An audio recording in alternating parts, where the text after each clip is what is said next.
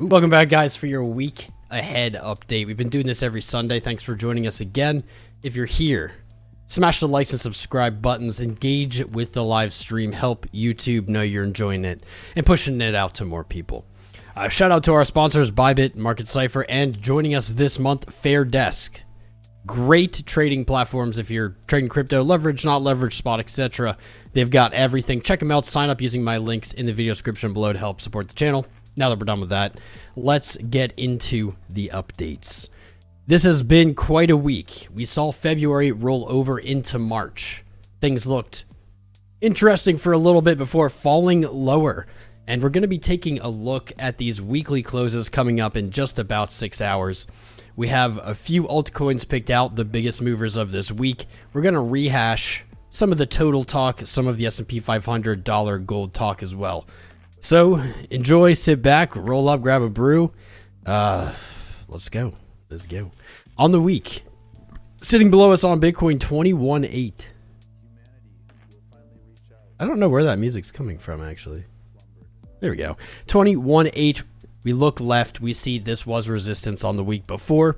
We overtook it in January, back tested it earlier in February, and we didn't quite hit it here this week. We did have a pretty spooky sell-off. Sentiment shifted heavily on the sell-off. That was probably the biggest tip-off, kind of reading between the lines there. Sentiment really still flexible and dynamic. People in January getting very hyped up. Things were looking very good after a year of crap. And it basically all it took was 4 weeks, 5 weeks in February for price to chill out. It did hit higher highs. It did test a major moving average that it's never traded below for any significant amount of time before. And with this little sell-off, not even a lower low, sentiment has shifted.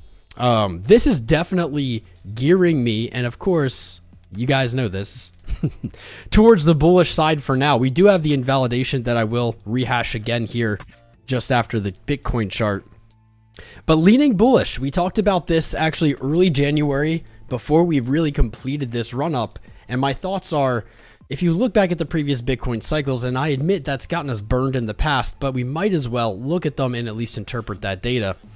We look at the last cycle and we saw essentially 20K to 10K to 14 to 6 and then down to 3. And what we saw in the next year, and really the timing is not that off, into the new year of 2019. Bitcoin rallied from about 3,100 to 14-ish and change. This is really what's been on my mind since this rally started. We're really not even into it yet. But following that, we may be looking for more upside. And we said, so is that going to be a dead cat bounce? Because in 2019, it definitely was. We went from 14 back to 3, and then we broke the all-time high at the end of 2020. And I said every single week probably that I believe that it's in flux. I think that we basically would look at history and say we could or should expect something like that to happen. I believe that it's in flux. Is it a rally or a dead cat bounce? I believe is decided on the way up. And I think the factor in there is, do people believe it? The more people, and I said this before we even got to the 200, was the more people who are all gung-ho going all in at the 200, the less likely this is to be a real rally. If the market can sustain upside gains while, we'll say, tampering sentiment or crafting sentiment, maybe even. Well, crafting sentiment to remain bearish, to keep people out, to keep capital out, dry powder out, etc., it becomes more possible. And here's what we saw in February. We got very hot, lots of excitement, and that excitement fizzled with relatively no change on the chart. That was a really long-winded explanation of a simple concept, but I got there eventually. Thanks, guys. I got there eventually. That is a good sign. We want to see this continue on the way up. If we see gains into March, into April 1st actually was when price took off in 2019. I tweeted about it before it happened. I said it'd be a great April Fool's Day once 4100 breaks, and it did, and it was pretty spicy. And it did. So yeah, I lost my train of thought here. Looking at Bitcoin, tempering sentiment, yeah, etc. This weekly close looking pretty unremarkable at the moment. No test of 21.8. That's a good sign in my opinion for now, because we're really holding on to what is just higher lows. I don't think we're going to see much price action. We may see it into the rollover. So at like 6 p.m. East, I would be watching the charts if you're in an active trade right now. Last hour before this week wraps up definitely could bring us some volatility, but I'm not seeing it right now. I'm not seeing it. We zoom into the daily. We have that ugly pattern we discussed in the last stream. This is like a broadening something, right? Either way, it's sloping up. And when we see price move to the upside as it did in January, and then create some kind of upsloping pattern, not usually that bullish, unfortunately. That could definitely be changed by, let's say, and this, I'm not saying this is going to happen, but just theoretically, if price were to move above that channel and kind of bump and run off the top, it could break it. It could make a different pattern paint out. But as it is right now, not the most bullish pattern. We don't want to see this continue. What that might be is a return to the top of the channel for the third final touch to come back down. And then maybe you see something like this. This would be the bearish scenario in my opinion. And if you look at price action on Bitcoin, you will notice you get kind of these 1, 2, 3 peaks. I believe that's actually even like a traditional pattern, 3 peaks or something, 3 drivers. I don't remember. But either way, we're missing one, I think. So I do believe at the moment, until something changes, that we do see a bounce here from 22. I was targeting 21 or 23.1, probably still my conservative target. I don't want to go ahead and call like 26.6 or something like that. There's nothing here to really substantiate that at the moment. But yeah, at the moment, everything's fine. You have the higher low. You haven't rejected fully from the 200. I think if we do move up here from like this move, that's probably what we're going to see. I haven't leaned bearish yet, and let's rehash why. So I'm a perma-bull if you're joining us for the first time, and so it should never be surprising to hear me say I'm bullish. But this is our invalidation for anyone who's new here. This is what I've been using to essentially gauge when I'm going to decide that this rally is over or if this rally is going to continue. And I've picked a very specific and very identifiable invalidation. If we look at total crypto market cap, the global crypto market cap of all the coins added together, this may be not a perfect metric. However, it is very useful if you use it in a way that you define invalidations. The 200 weekly, so differing from Bitcoin, the 200 weekly on total, we have some different interaction here. It really did find support throughout most of last year before falling below it. But in January, while Bitcoin struggled to really reach 24K, total was testing its 200 week. It pulled back and it broke above. Now, it did trade briefly below again, and that is possible to see a repeat of this. However, I'm looking at this 200, and we can see even yesterday's spooky FUD sell-off didn't really take us anywhere. We fell down. It's not a lower low. We see intraday, these wicks on the bottom, market participants settled these days back up above this 200, showing some kind of support there. This is why this is where it gets valuable. If we see candles close below, and I think really the tip off then is going to be a lower low versus February. Just watch this closely. If we start closing candles below, especially if we come back to February's low, I'm going to have a trading bias to the downside. I'm going to be favoring shorts as long as we're below the 200. Looking at the S&P 500 on the week, of course, this weekly is closed, but the new one will start tomorrow. We looked at the 200 day.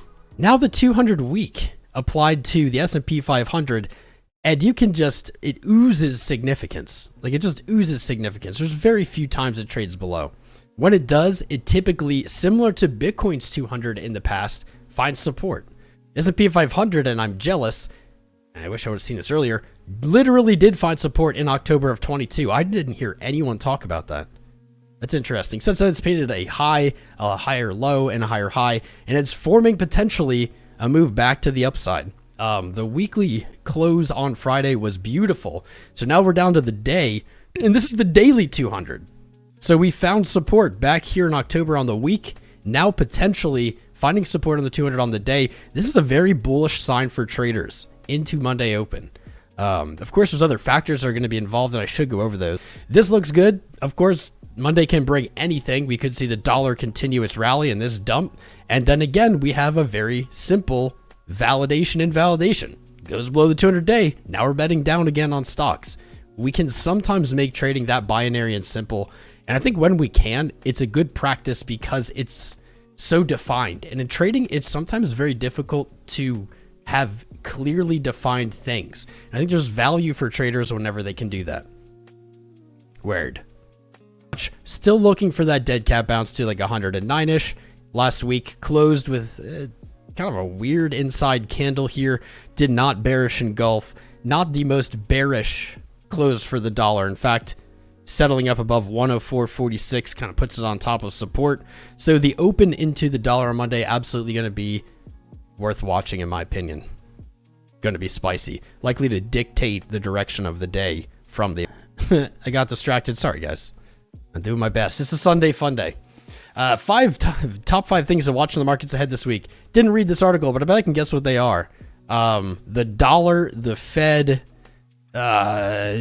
jobless claims. Like these articles are silly.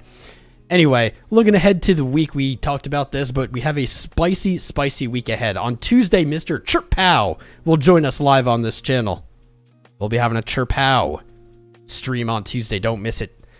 10 a.m. East. He'll be testifying in front of Congress, I believe, on the 7th and the Senate on the 8th. This is going to be hella spicy, so I hope you guys join. That's going to be worth watching. They got a lot to talk about.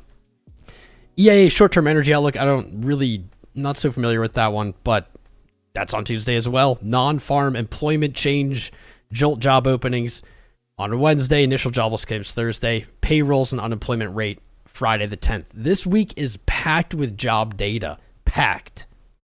Job data has been moving the markets over the last few weeks, and so something tells me we gonna get a really spicy week. So tune in. We'll definitely be live Tuesday, maybe even Wednesday as well for Chirpow. That means we get 3 Chirpows this month. Holy shit. We get Tuesday, Wednesday, and then the FOMC meeting. That's caliente. 2 weeks, 3 days to go till the FOMC. We don't see any updates on these, I don't believe. No, previous day.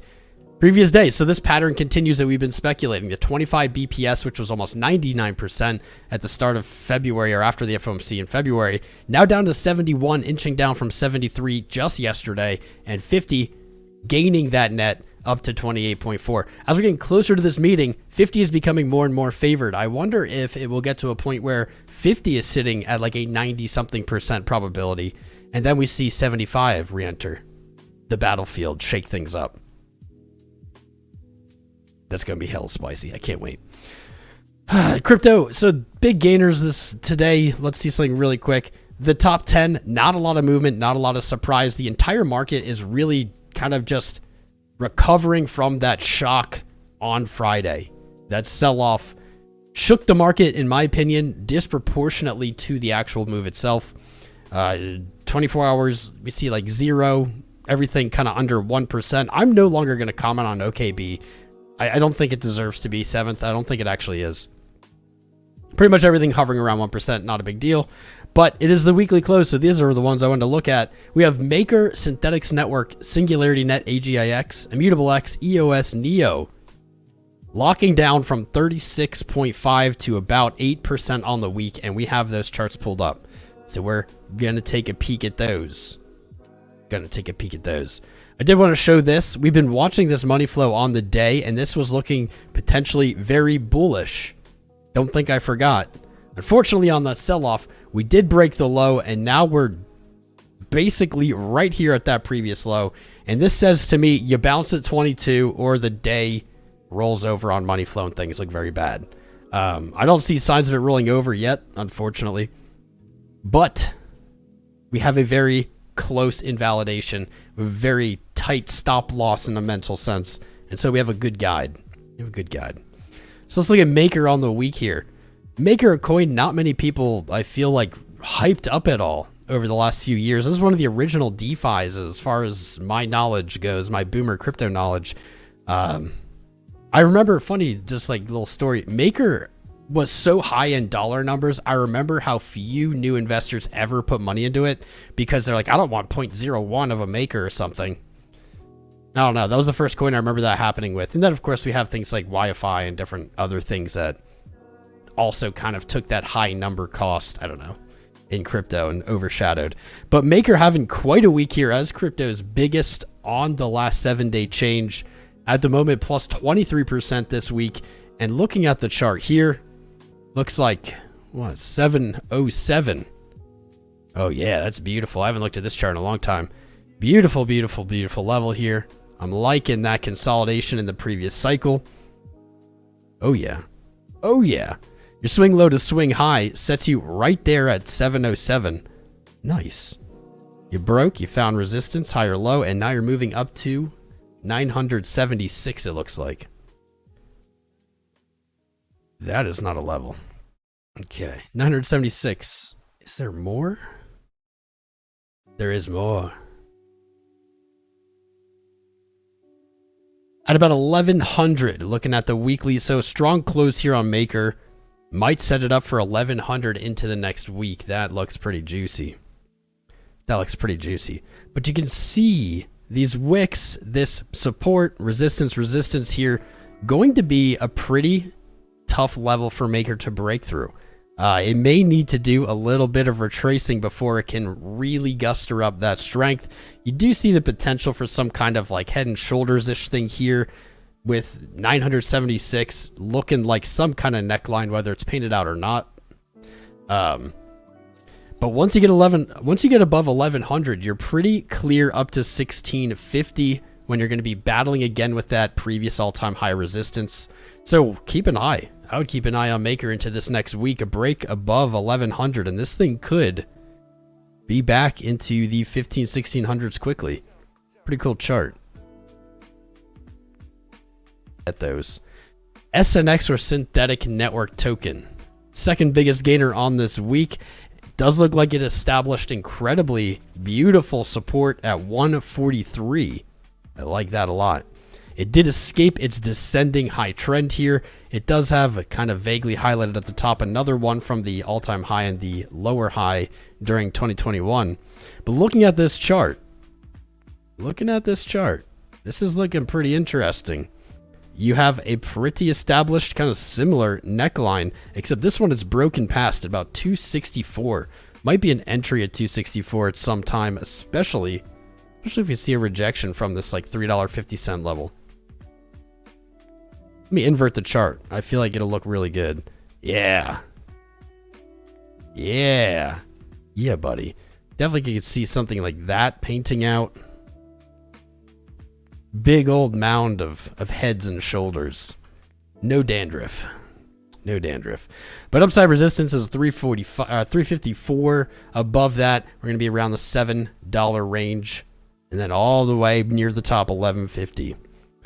1150. I would keep an eye definitely for like 265. I think that, said it in the beginning, I still have that opinion. I think there's likely a snipey there. Money flow, this is actually spicy. I did not look at this. Money flow on the week. This is the first coin I can really name on the week that has a good money flow. For a very long time, you can see our momentum remaining under zero, very bearish from April 21 all the way into the start of 23. But I'm liking what we're seeing now. This is the first real peak of momentum to the upside after getting squashed 3 times in brutal fashion.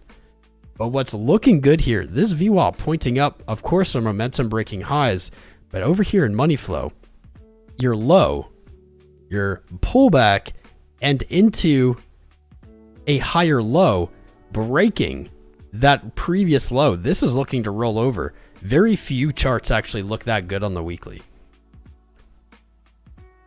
I'll definitely be keeping an eye on this. Also, kind of hard to not notice here, on the week, as Synthetix network fell from its all-time high, check this volume out. Falling, very low volume. And it looks like as it hit 143 originally, volume really just gave up. It was almost zero. As soon as it retested it, look at that kick up in volume. This is climbing price with climbing volume. That is very bullish. That's a very bullish sign. Climbing volume, climbing price. Nice Synthetix network. I don't think I own any of this, unfortunately. One of our other big winners or big gainers this week, EOS, coming into this weekly close, battling with the bullish engulf from the previous week. 123, going to be the target in the next 6 hours. A strong close there is going to look great. You can see this long position placed a long time ago did not fail womp. This is life. Weirdly, I didn't see any, and now we get 2 in a row back to back. This is very similar to Synthetix network. That is weird.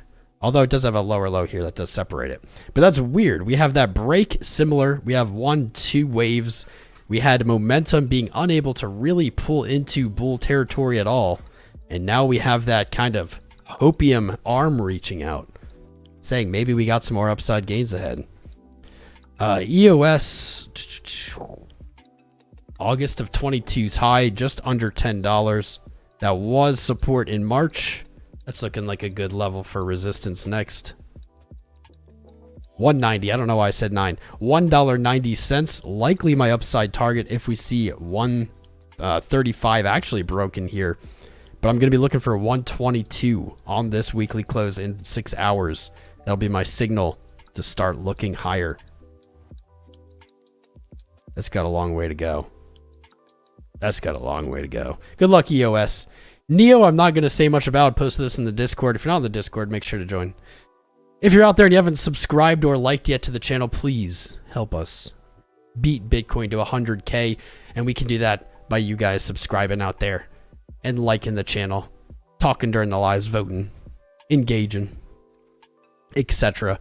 Posted this in the Discord. It's looking good. So Neo, pretty simple chart here. You had your highs, and in fact, this looks much cleaner than many. You had your highs. I don't exactly know what to call this. I guess this was a broadening wedge, but it's like a flat top broadening wedge, which is not really a thing. I don't know. Regardless, you established a very important value at 11.59. Last week you broke out. I thought this was going to go right to 20. It did not. It did get damn close. 16, 17, 14, 15, 16. But luckily for once, it looks like a chart gave us a pullback. So I was assuming 11.59 could be pretty prime for a long to target that $20 range. Your stop can be pretty tight there. And at this point, with a weekly close here on EOS, I think you might even be able to just use that weekly low, like just under 11 bucks. Would be better for it to close above 12.67, get like a little hammer candle going, but I have a feeling it's going to close just like this. But it's one of those rare ones where you get a break and you actually might be able to get in the position before it makes a move to resistance. We were just seeing this previously throughout January, just boom right through up to the next one. And then the pullbacks were very muted, like not back to resistance. They're all back at support now, but let's look at our time frames really quick here on corn. I do see some goodies on the 4. The 4 looking in much better condition than yesterday. Finally giving a sign of rolling over into that positive money flow. Does look like the 2 might be doing it at the same time. And the 1. Whoa, whoa, whoa. Whoa, whoa, whoa. Not the strongest show on the 30. That's the only time frame so far that hasn't really matched up. 15 looking strong. Ooh. And definitely some spice on the 5. I'm feeling pretty confident. I'm feeling pretty confident in my original TA. I don't think I really have any. No notes. No notes. Original TA, no notes. Looking for this 23.1, 23.2. Basically, looking at this lower high. Looking at this change of character. Boom, nuke. I can see coming back up to 23.2. However, I don't know what happens there. I don't know what happens there.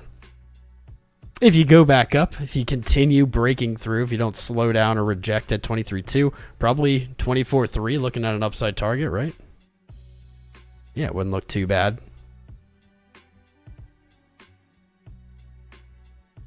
Yeah, that'd look pretty good.